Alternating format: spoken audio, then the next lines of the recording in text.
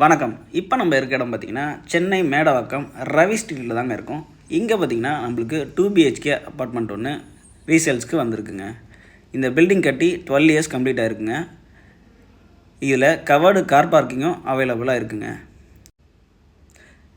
CMDA அப்ரூவலோட 3 face EB கனெக்ஷனோட வந்திருக்குங்க. First ஃப்ளோரில் இருக்க இந்த வீடு மொத்தமாக 836 ஸ்கொயர் ஃபீட் பில்டப் ஏரியாவும் 427 ஸ்கொயர் ஃபீட் UDSோடவும் இருக்குங்க. இது ஹாலுங்க.